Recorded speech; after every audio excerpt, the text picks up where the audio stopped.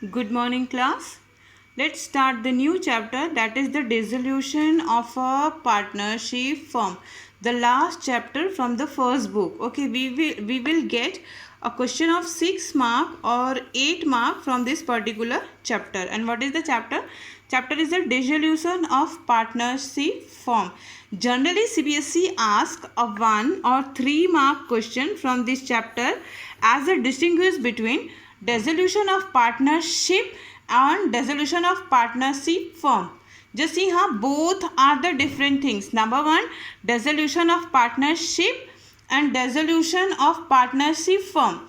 Dissolution of partnership means only change in the agreement of the partners. Dissolution of partnership means change in the agreement of partner. That means change in deed only. Okay, when there is a change in deed, that is known as the dissolution of partnership. But when the full firm is dissolved, when the whole firm is closed, wind up, so that is known as the dissolution of partnership firm. Please keep in mind these two things are the two different things. Okay, dissolution of partnership का मतलब होता है सिर्फ partnership change हो रही है, उनका deed change हो रहा है, उनकी एग्रीमेंट चेंज हो रही है. ठीक है. और dissolution of partnership firm means पूरा का पूरा फर्म क्लोज हो जा रहा है, डीड भी क्लोज हो जाएगा, पूरा का पूरा फर्म क्लोज हो जाएगा. तो इन दोनों में यही डिफरेंस है. ठीक है. Now when we will do the dissolution of partnership and when we will do the dissolution of partnership firm, we will do dissolution of partnership means we will dissolve the deed, we will change the deed. As in the case of change in profit sharing ratio, अगर profit sharing ratio change होगा तो deed automatically change हो जाएगी, क्योंकि deed में जो कुछ भी जैसे पुराना लिखा हुआ है 3:2:1 और अब हम लोग 1:1:1 कर रहे हैं, change in profit sharing ratio हो गया तो डीड में हमको चेंज करना पड़ेगा. So when we dissolve the partnership, when we dissolve the deed और when we change the deed, when there is a change in profit sharing ratio और at the time of admission as we had done, at the time of retirement, at the time of death, at the time of insolvency. So you know about the change in profit sharing ratio, admission, retirement, death, but you don't know about the insolvency. Insolvency का मतलब होता है दिवालिया निकल जाना. If the particular person or if the particular partner is not able to pay the losses of the firm, so that is known as the insolvency. So what we have to do, if for example A, B, C are the partners and C is not able to pay the debt or loan of the firm, so we remove the C. It is known as the insolvency. Okay, so at the time of insolvency we will change the deed and the expiry of a period of a partnership, when the partnership is for 2 years or for 3 years, so we have to change it after 2 years or after 3 years, we have to change the deed.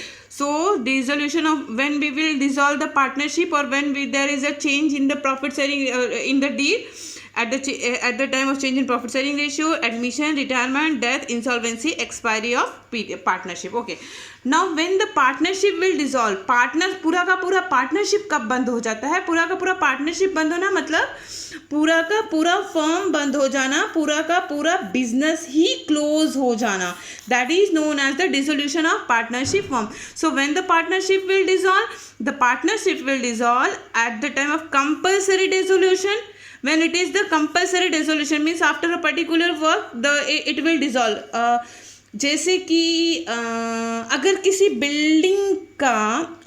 Building के construction का contract हम लेते हैं तो हम क्या करेंगे, हम तो सिर्फ बिल्डिंग को कंस्ट्रक्ट कर पाएंगे ना, तो इसके लिए हमको एक पार्टनर की जरूरत पड़ेगी जो वहाँ के डोर्स वगैरह बना पाए.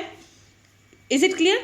हमको एक पर्टिकुलर पर्सन, एक पार्टनर की जरूरत पड़ेगी जो वहाँ के खिड़की और दरवाजे बना पाए, क्योंकि हम तो सीमेंट वाला काम करेंगे, ब्रिक्स वाला काम करेंगे, वुडन वर्क नहीं कर पाएंगे. वुडन वर्क करने के लिए हमको एक कारपेंटर की जरूरत पड़ेगी, तो हम कारपेंटर के साथ मिलके क्या करेंगे, पार्टनरशिप करेंगे. और जब वो बिल्डिंग बन के तैयार हो जाएगी तो ऑटोमेटिकली ये पार्टनरशिप क्या हो जाएगा, खत्म हो जाएगा. It is known as the compulsory dissolution. Clear हो गया? जब वो उसका डिसोल्यूशन होगा, जब वो होना ही है, जब वो पर्टिकुलर काम खत्म हो गया तो वो ऑटोमेटिकली डिसॉल्व हो जाएगा. व्हेन ऑल पार्टनर्स एग्री, अगर ऑल पार्टनर्स चाहते हैं कि भाई अब काम नहीं करेंगे, अब रेस्ट करेंगे, ठीक है, फर्म को क्लोज कर देते हैं, तब फर्म क्लोज हो सकती है. Business of the firm become unlawful, अगर कानून के खिलाफ है तो फिर फर्म डिसॉल्व होगा।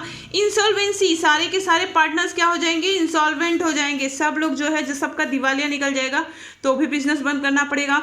और बाय ऑर्डर ऑफ कोर्ट, अगर कोर्ट का ऑर्डर आ गया तो भी बिजनेस बंद करना पड़ेगा, डिसॉल्व करना पड़ेगा। So these are the circumstances when there is a dissolution of a partnership firm.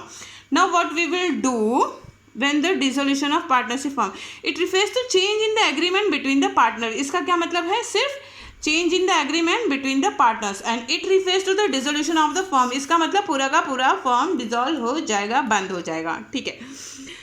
The firm continue its business after the change in the deed, the firm will continue। Firm तो नहीं रुकती ना, क्योंकि changes किस में है, changes partnership में है, ठीक है। फर्म अपना काम क्या करेगी, फर्म कंटिन्यू करती रहेगी। डीड, एक डीड चेंज किया हमने, दूसरा डीड बना लिया, दूसरा डीड कंप्लीट हो गया, चेंज हो गया, बंद करके तीसरा डीड बना दिया। डीड चेंज होते रहेंगे, जैसे आप लोगों की क्लासेस चेंज होती रहेंगी, स्टूडेंट चेंज होते रहते हैं, लेकिन फर्म क्या कर रही है, फर्म तो कंटिन्यू करेगी ना। So the firm will continue, लेकिन here the firm does not continue its business. अगर डिसोल्यूशन ऑफ पार्टनरशिप फर्म ही पूरी डिसॉल्व हो गई है, देखो, हाँ, पार्टनरशिप फर्म के बारे में बात कर रहे हैं, अगर पूरी की पूरी फर्म ही डिसॉल्व हो गई है तो वो कंटिन्यू नहीं करेगी। सो the firm does not continue its business. After that books of accounts may not be closed, here books of accounts are closed, no, it will continue because the business is going on। if the business is continue, so accounts are automatically continue, but here when the business is closed, so accounts are to be closed, account भी close हो जाएगा क्योंकि business बंद हो चुका है। Here assets and liabilities are revalued. देखो, हम लोगों ने रीवैल्यूएशन अकाउंट ओपन किया था, याद है? अभी तक आप लोग कौन सा अकाउंट ओपन करते आए हैं, रीवैल्यूएशन अकाउंट ओपन किया। क्यों रीवैल्यूएशन अकाउंट हम लोगों ने ओपन किया, क्योंकि एसेट्स एंड लायबिलिटीज की क्या की जाती है, रीवैल्यू लिखी जाती है, मतलब इंक्रीज हुई, डिक्रीज हुई, what it may be. So when we are recording the assets, the revalue of the assets and liabilities, so we will open the revaluation account, and when we will open the revaluation account at the time of dissolution of partnership.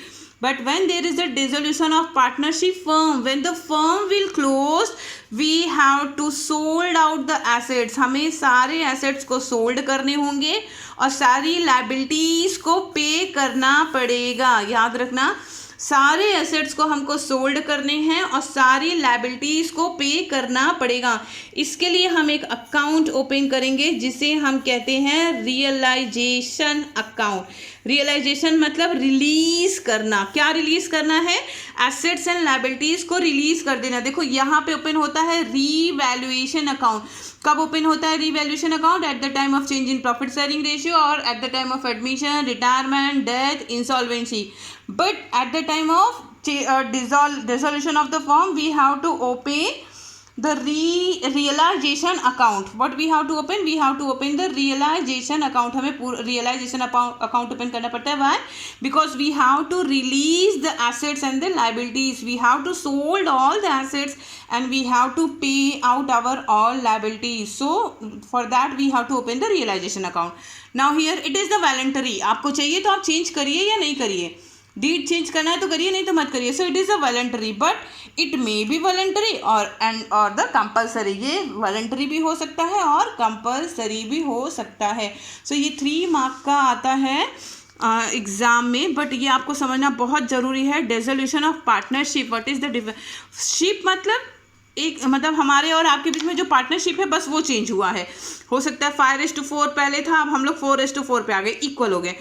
और dissolution of partnership firm मतलब पूरा का पूरा firm close हो जाना। Clear है? दोनों का डिफरेंस क्लियर हो गया? Okay then, thank you.